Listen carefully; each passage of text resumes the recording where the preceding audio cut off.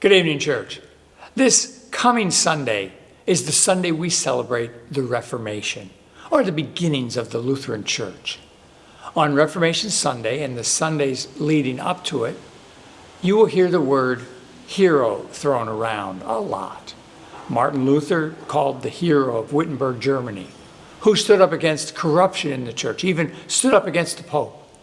John Calvin, the hero of Geneva, Switzerland, whose words and writings led to a broader understanding of Luther's writings.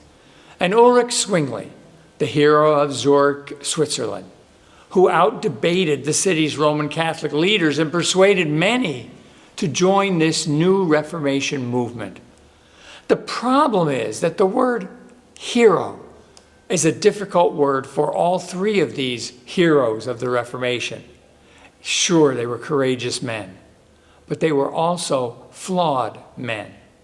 Sure, they recovered the gospel from abuse, and yet they were rather inconsistent as their lives often betrayed the gospel. Just a couple examples. Martin Luther was vicious at times, oftentimes lewd and crude and rude as he portrayed his opponents, especially the Pope. Luther even wrote a treatise against the Jews. And because of that, and some of the other things he wrote, many see him today as anti-Semitic in his writings.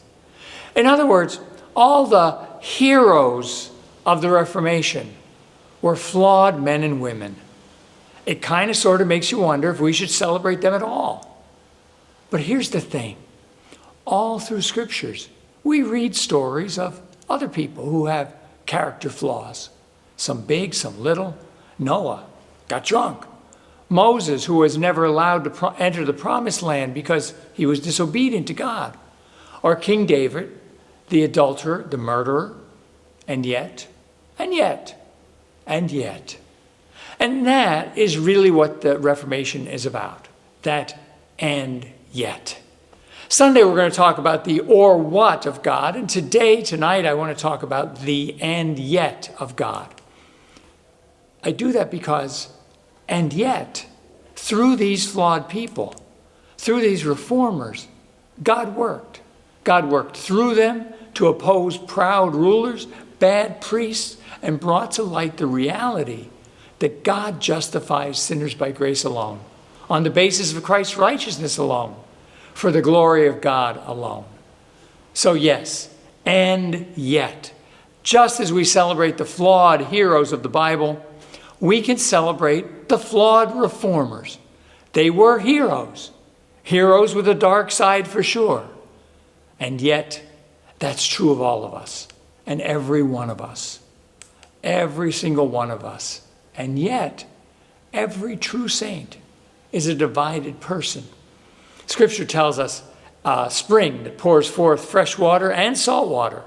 And despite all of us and all the reformers of days gone by, all their flaws, all their and yets, Jesus is going to still build his church. And he will do it with broken saints. People like you and even people as flawed as me. That is today's Reformation message. Tune in Sunday for more. Until then, take care, y'all.